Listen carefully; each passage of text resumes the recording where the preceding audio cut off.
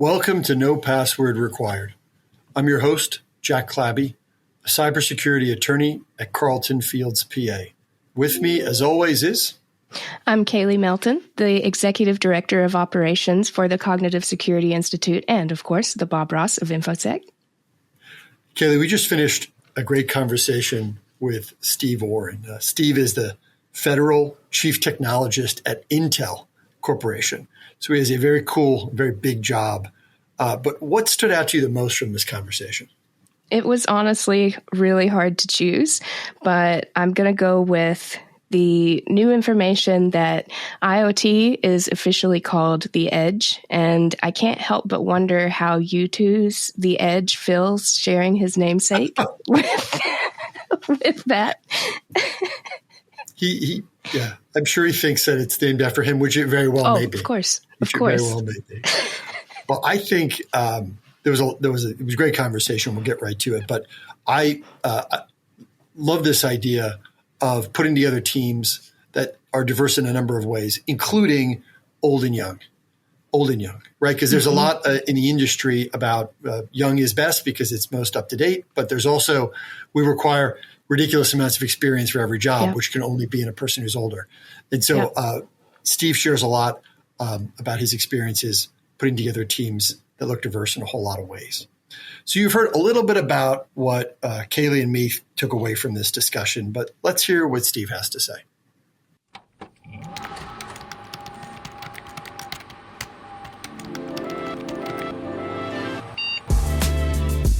Welcome to No Password Required, a podcast dedicated to showcasing the top personalities in the world of cybersecurity.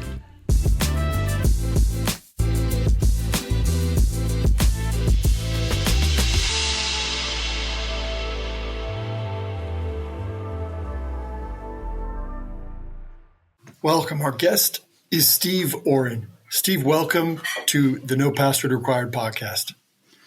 Thanks for having me today. Steve, tell us a little bit about what you do now at Intel, like what your job is and what a day-to-day your kind of experiences are. So my job at Intel, and I've been at Intel now about 21 years, I'm currently the federal CTO. What that really means is my job is to help the U.S. government adopt technologies coming from the commercial side of Intel, as well as understand their requirements and how we can customize our capabilities to meet their mission needs, communicate those requirements back to the business units that are building the chips and the various components so that we can better build our future roadmaps to meet those future government needs, and work with the broader ecosystem, so the defense industrial base, the OEMs, the cloud providers, to make sure that they're providing the right technology for mission and for the enterprise. And that can cover everything from AI to cybersecurity, which is my background, high-performance computing, to the edge. So it provides a very wide range of capabilities. That's sort of what makes it fun and interesting, is that every day could be a new challenge. But a lot of my role is sort of that collaborative, working with our government customers, working with the business units, helping be a translation function, if you will, between the two. And then oftentimes doing some really cool innovations to get the government customer the capabilities they need that isn't available today in commercial. On a day-to-day basis, I mean, are there agencies that you work with in the federal government more than others? Like, who are the main customers you might work with? Well, you typically work with the ones that have the most unique mission. And so a lot of times that's DOD and the intelligence community, law enforcement, Homeland Security. They're the ones that have some of the scale and some of the unique challenges that sort of standard commercial IT or commercial cloud offerings won't satisfy. That being said, the government has a scale that you often don't find even in commercial spaces. So, the VA is a really good example. The Veterans Administration, it's a hospital organization. It's an insurance company. So they have a lot of the same applications that you'd find in the private sector, just at a much larger scale, with the addition of additional security requirements, whether that be things like cloud security for FedRAMP or things that have to be deployed on bases. So you get some unique requirements, but you get a really interesting scale that then allows us to sort of figure out how would we scale that capability of those applications or get better performance. And then that helps, the commercial and private sector, because they get the benefit of us building for those large scale enterprises and be able to take advantage of that. So that bidirectional side of it, of looking at these use cases and the immense scale or the distributed nature of the government, allows us to build better products, honestly, even for the private sector that will have those same problems, maybe not today.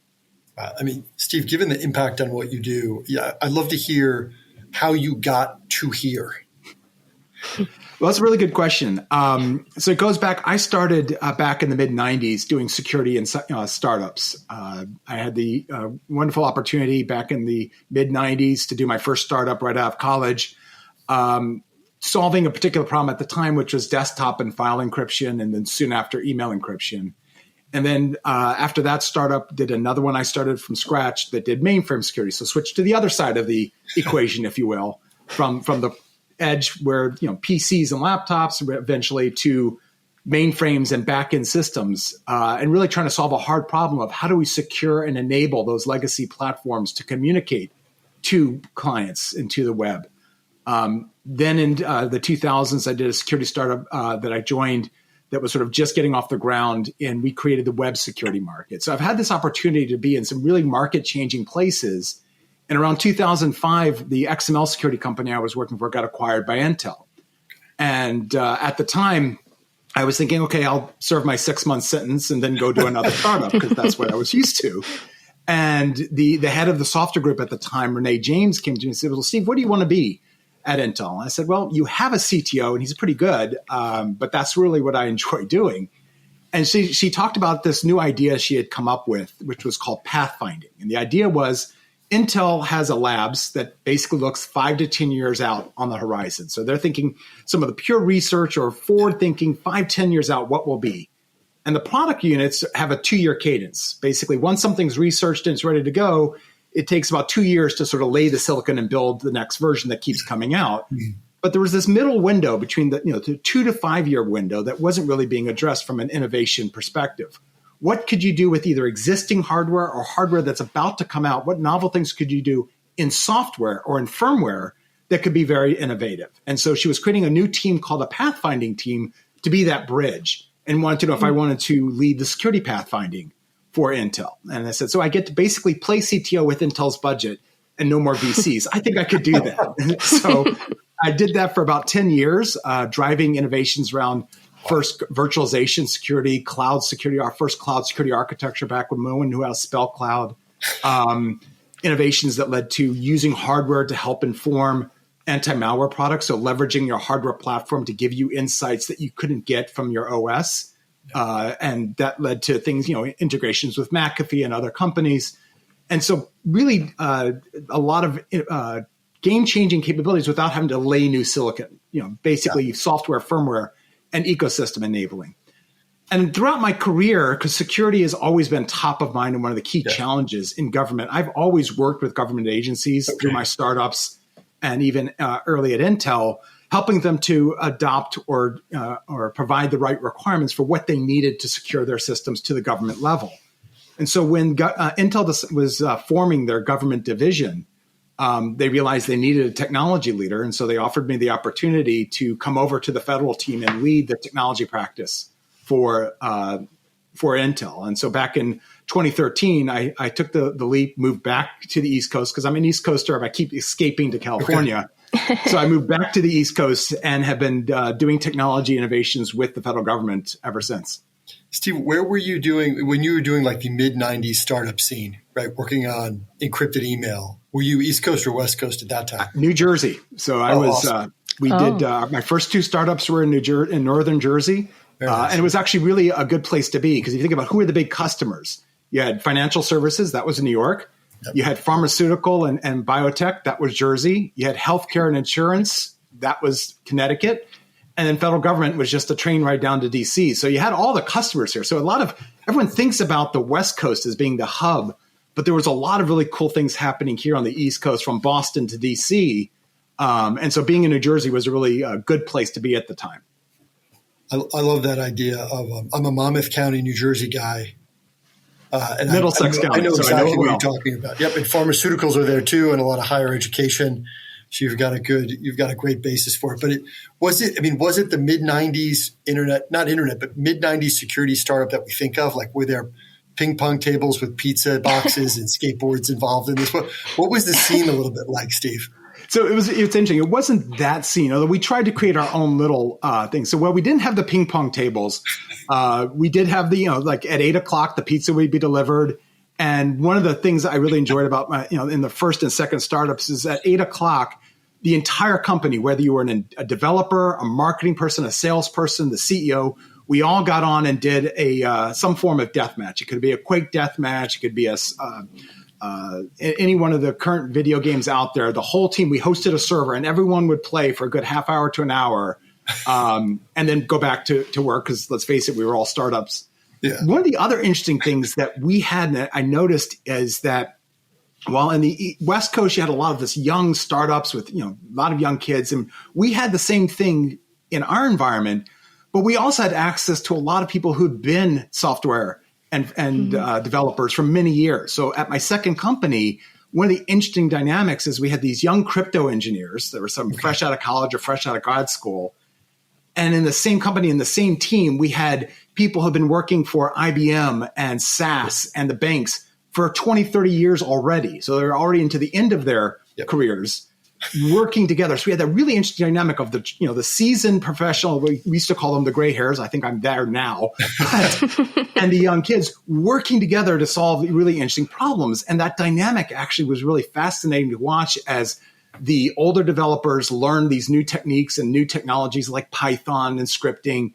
And these young developers got an opportunity to understand what change control management was and how do you build reliable computing that has to be up for 17 years plus without ever going down. And so there was a really good dynamic that we had at Lockstar at the time because of that.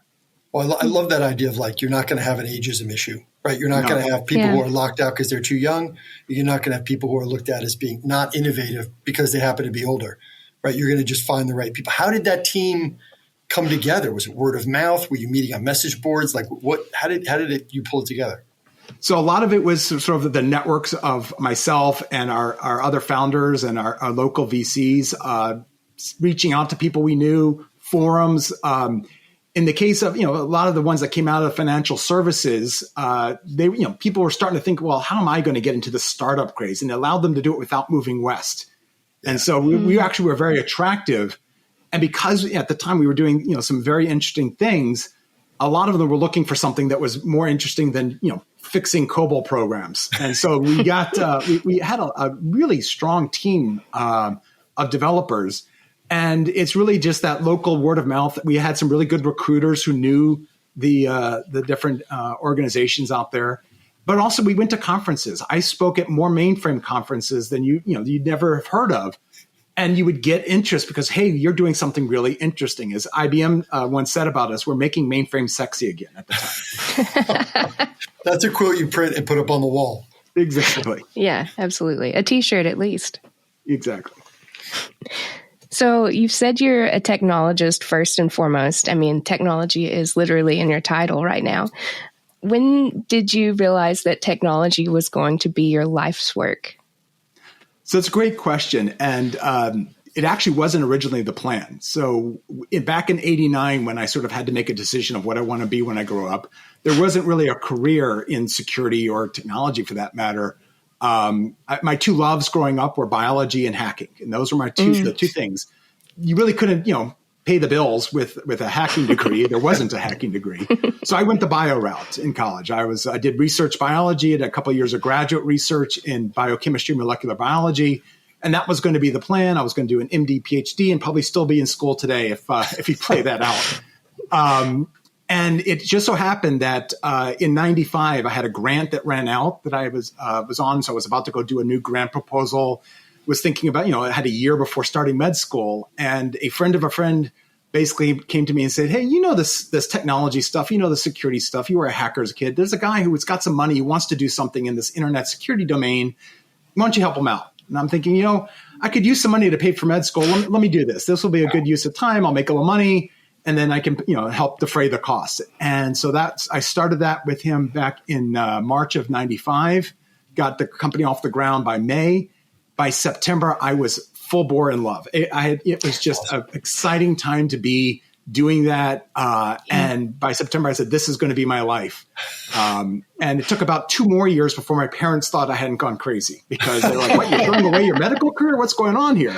So it took a little while to get the parental units to come along for the ride. But like I said, by September of 95, I was all in, because it was exciting. And really at the core, both of what I was looking at to do in biology and what I was doing in the technology, it's about, being presented with the interesting problems and trying to solve interesting problems in interesting ways. That's what gets me up in the morning, is how do you solve those hard problems? Whether it's trying to find out what the cause of a certain disease is at the molecular level, which is where I was doing my research in, or, what makes a system fall apart when a hacker takes it to town?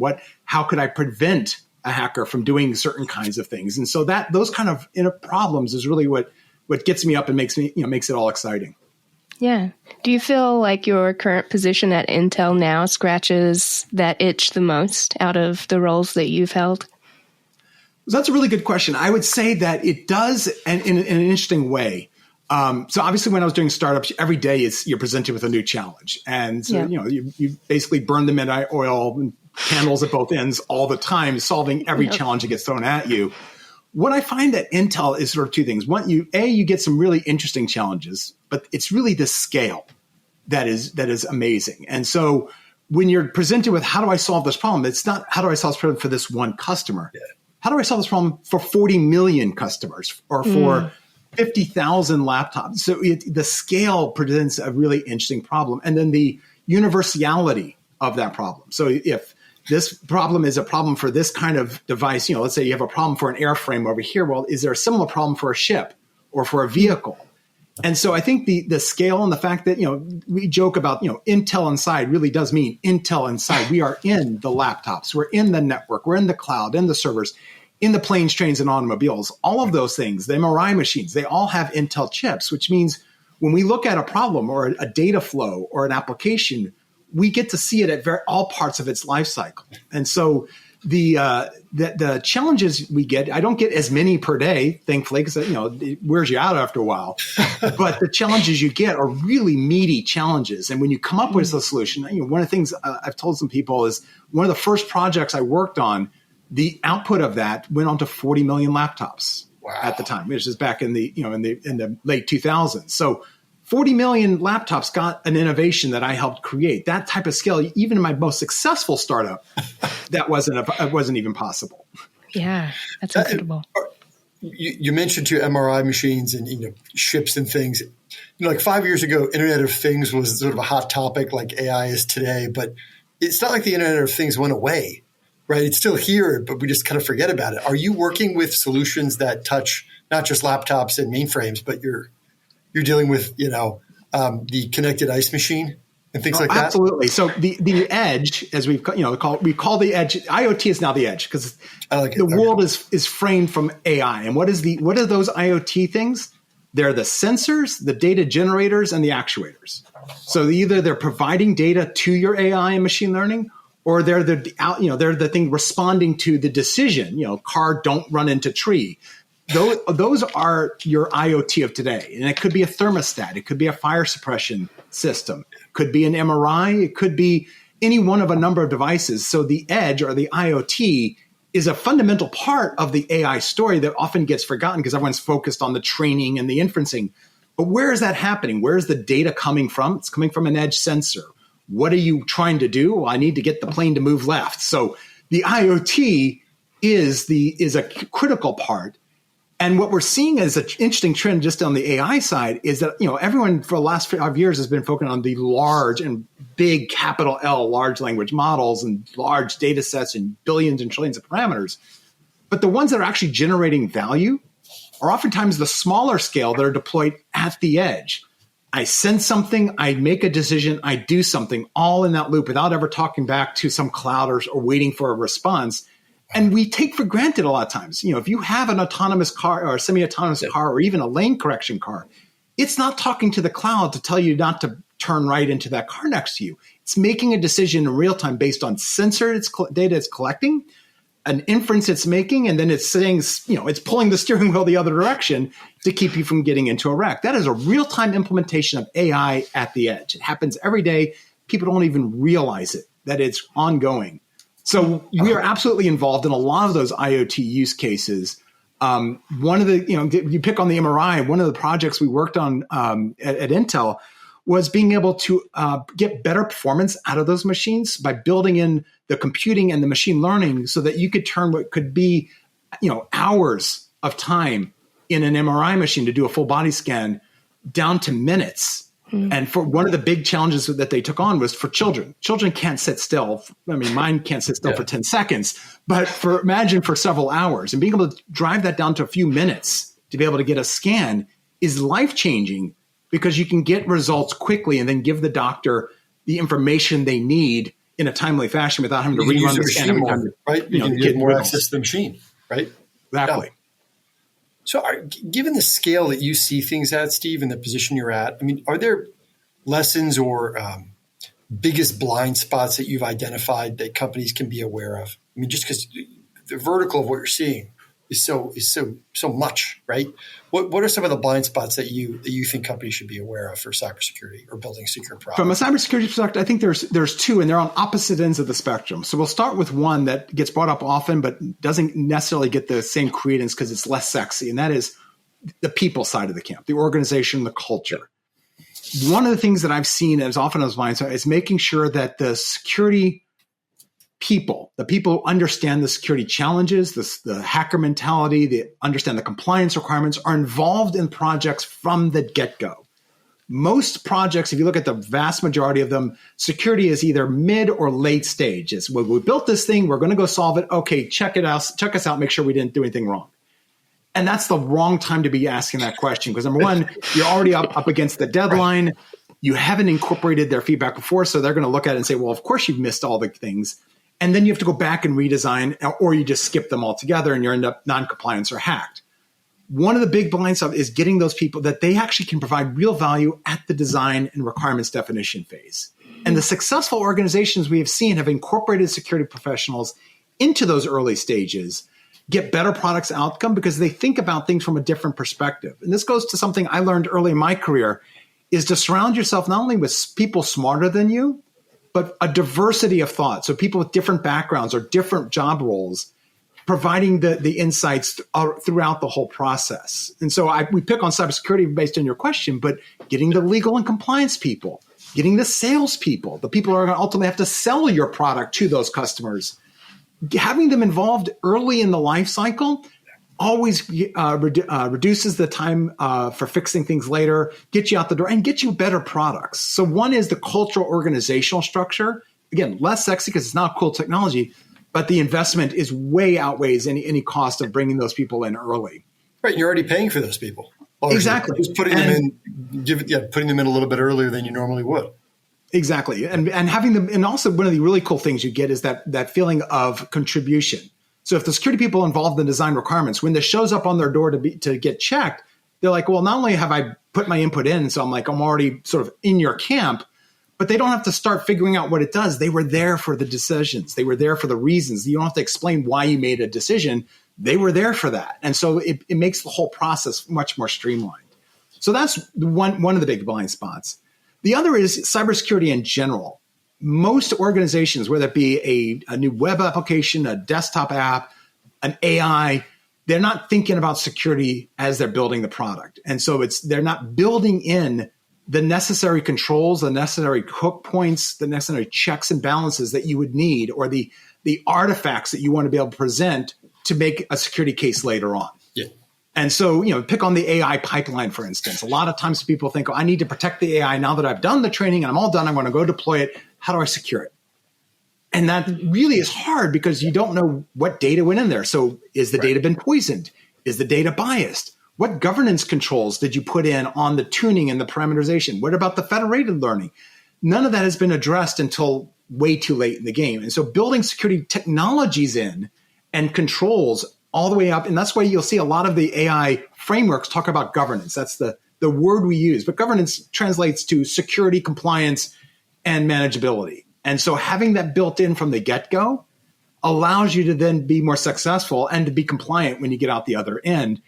And then it doesn't end with deployment. So I secure it, I put it out there, I'm good. Well, no, AI is an evolving thing. It's actually different many of the applications we've ever built before. Because we build applications, I build a version. The only time it gets updated is when I do an update. It'll work AI the way you want it to work. It's constantly learning. It's constantly changing.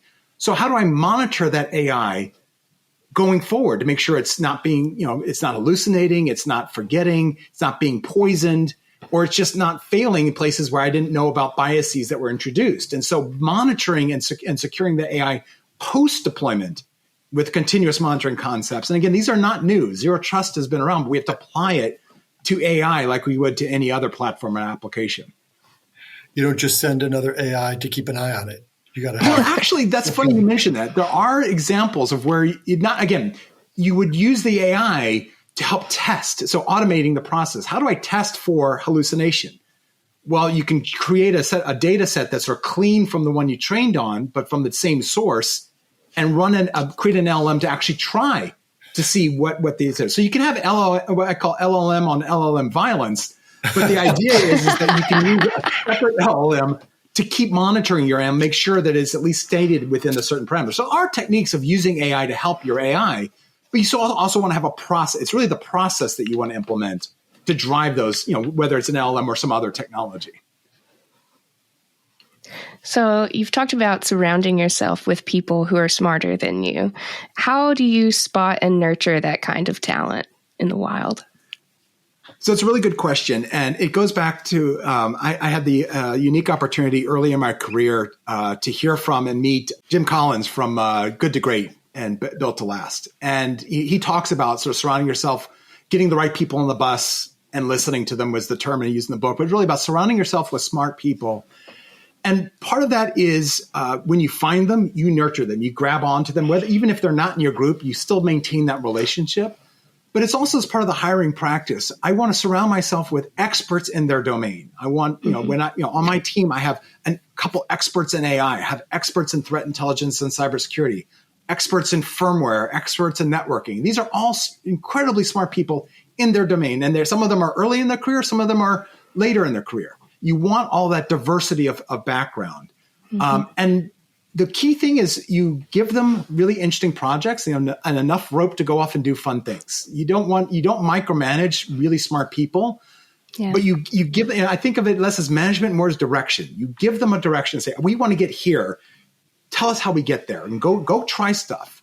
And the payback is huge. I'll give you a great example. This goes back a few years. I have two AI people on my team, one of them directly on my team, and one of them is in another division who works on government programs with us. One is an expert in performance optimizations for AI and AI models. The other is an expert in sort of next generation AI training and AI techniques. Both of them came to me and said, hey, there's this really cool thing going on. They came to me at different times, but within the same week of this generative thing that's going on that you got to learn about it. This general transformations, and it's really cool stuff. And here's the math, but forget the math. This is what you can do with it. Fast forward, within 6 months, ChatGPT came out. So they were my bell cows. They told me about this technology that was coming. They were already seeing the research papers, seeing some of the innovations out there, and they were able to come in and explain enough of it to me. So when ChatGPT became this huge thing, we were ready. We already understood it, and we could be then much more prepared for the myriad of questions came in. And so what does Intel think about LLMs? Well, we had a story because we had these smart people thinking and looking at these things. And that's really what some of these really smart SMEs can do is they see out there and they can bring that to you. The other is when you get them in the room with each other and you start seeing the interplay. So you have the AI person and was working with one of my wireless people, and we came up with a really cool idea of how to use AI to better predict path prediction through a cellular system. So if I want to be able to know what's the best quality of service I can give to, a general in the fields, because he or she wants better service than everyone else, part of it is understanding what's the route they're going to take and using an AI to better predict that. We individually, neither one of them probably would have come up with that because they didn't have the tool set. But putting them together, we didn't task them with this. They just sort of came up with it as, hey, this is a really good, interesting idea. What do you think? And we said, well, let's go take it to the customer. And so that's that interplay of the diversity of thought that really drives a lot of the innovations. Steve, just one thing, because you've done so many cool things, but you're also up to speed on kind of what cutting edge is. If you were to give some advice to a young person starting out a career, let's say in cybersecurity or security generally, what opportunities would you be excited to chase, or would you suggest that they get into? So the advice I give to a young up-and-coming people or people who are looking for a career change, there's sort of two things. One is get the technology and play with it. So I suggest, download Kali Linux, not onto your corporate laptop, onto a personal one, and try to break things. Play with the technology, understand how things fall apart. And so from a cybersecurity perspective, one of the things that one of my early mentors taught me, which was Bruce Schneier, is you can't build a crypto system unless you understand how to break it.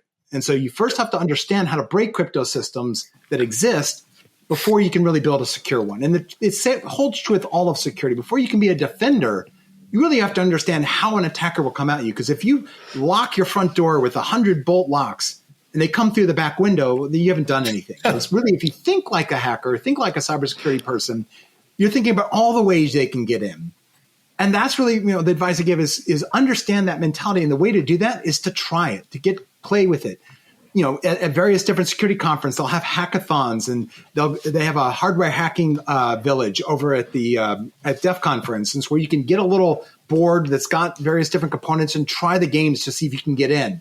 And you have like 24 hours to do the job. And it's a fun way of honing your skills and getting your hands dirty. And that is one thing that I think a lot of cybersecurity people sort of take for granted later in life, but that they did as a kid, is sort of playing with the technology. The other is you don't always have to have the game-changing next whiz-bang thing.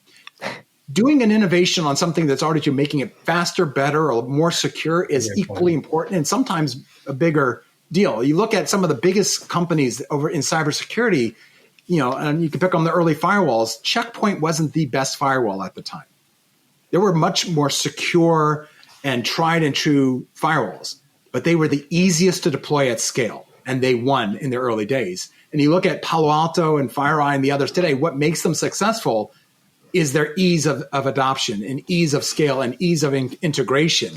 Nothing to do with security, but it's understanding how do I take this security thing and make it work for a customer. And the last thing I would say, and it goes to that customer part, talk to your customers, hear what their problems are. Oftentimes we forget that the problem that your customer is having is really what they're going to spend money to solve. You want to help them, but you need to understand what they're really trying to solve, not just what you hear from the Gartners or from the analysts and so forth. Talk to your customers, listen to them, don't sell to them. Let them tell you what's driving them batty this week, and see if there's something you can innovate there. That's huge, Steve. Thank you. Let's take a short break now, and when we return, we'll have Steve go through our lifestyle polygraph. So stay with us. You're listening to the No Password Required podcast. We cover cybersecurity and a lot of other stuff.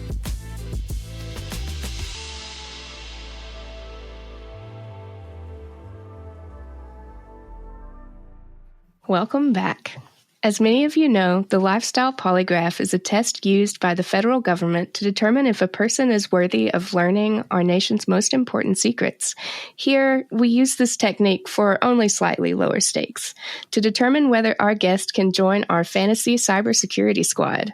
Steve, are you ready for the Lifestyle Polygraph? I'm ready. All right. Question 1. If Intel gave you an unlimited budget to launch any crazy project tomorrow, no strings attached, what would you do?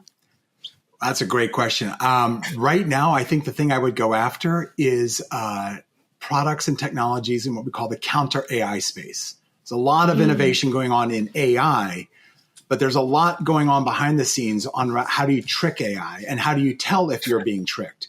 The one that we're most familiar with is deep fakes, but that's really, the social media side of the camp. There's a whole lot of research into ways to trick, computer vision and other kinds of recognition algorithms. I think that's an area that if we start investing in today, with unlimited budget would be great. We could build the techniques that we're going to need and, really we need today, but we're definitely going to need a couple of years to help our AIs better know and help us know whether we're being tricked. I think that's the biggest problem is the technology has gotten so far where we really can't tell sometimes if that video or that audio or that data is real or generated. And so having techniques at our disposal to detect those AI techniques is going to be crucial. And it's an area that today, you're not going to make $1 billion from it today. But I think in the future, everyone's going to be asking the question, is this video real? Is this document that looks like it's real? Is this news report real? How much of it is real? And those are questions that it's very hard to answer. So I think the counter AI or the AI deception techniques and detection is really going to be a game changer. So that's where I would go do some really cool things. And it's exciting technology. I like that idea of, counter AI as a concept, right? It's like espionage when it was invented, right? It's been around for a while, but counter espionage then came to be the cool thing to do. I think the other nice thing about counter AI as like a concept would be, it would be sexy and people would want to work on that team, right? Exactly. You have no problem recruiting for a team like that. Yeah. And of course, it becomes a cat and mouse game because then you have the counter AI and the counter. It goes back and forth. So it's going to self-fund itself forever. It's going to eventually just be robots fighting on the moon. Let's just go get it set up. Yep. All human conflict will be solved by robots fighting on the moon. Okay, question 2. You've played at the World Series of Poker. What's the best poker tell you've ever spotted on someone else? Really good question, Kayley. I think so. Thinking back to the World Series and a couple other instances, everyone tries to hide their tells. But one thing that is oftentimes is when people hesitate before they start playing with their chips, because they want to play with their chips to sort of give their, the confidence, I've got, nothing or something you can't tell. But oftentimes it's right before they go reach for playing with their chips, there's that slight hesitation that you can watch. And that's one of the interesting tells there. It tells them that they want to do that action to try to trick you. So they're being performative in the performance. And that is one of the things you can pick up on. Steve, does your poker world overlap with your security and technology world, or do you try to keep them separate? So that's a really good question. I would say, the poker is something I do for fun. I'm never going to do that as a business because then it would stop being fun. But there are certain aspects of playing poker that actually overlap with cybersecurity. One of them is this concept of social engineering. Social engineering, and by the way, phishing scams, all of them are types of social engineering where you're trying to trick somebody into doing something that they're not supposed to do, or to learn from somebody information that they're not readily giving to you. Playing poker, you're looking for those tells, you're looking for their style, you're looking for the patterns in how they play or how they bet. And it's understanding those patterns are very similar to what you do in cybersecurity, looking for those patterns of whether this is legitimate software or illegitimate, or looking for patterns in the actors behind it and understanding that social behavior. So there are really a good parallels between the hacker mentality or social engineering and the playing a good game of poker, because those who play poker regularly know that only a small part of the game is playing the cards or the statistics. It's really you're playing the player. And so, I have played with hackers and it's fun to do it. But a problem is when you're playing with hackers, everyone's using the same technique against each other. They're all hacking each other's motives, and it gets to be funny. After add some alcohol, and it gets even more fun. Amazing. So, question 3, sort of related. Here at No Password Required, we're big on both the hacker mindset and the gambler's mindset, and you're clearly an expert in both. So which do you think is more difficult to teach, and who tends to be a quicker study, hackers or gamblers? So I think it's harder to teach somebody to become a hacker because it's really a different way of thinking. I've learned this throughout my career. A lot of people, when you think, take an engineer, their whole mindset is, how do I build something? How do I make something? How to make it look the most, the most exquisite, simplest way to get from task A to task B.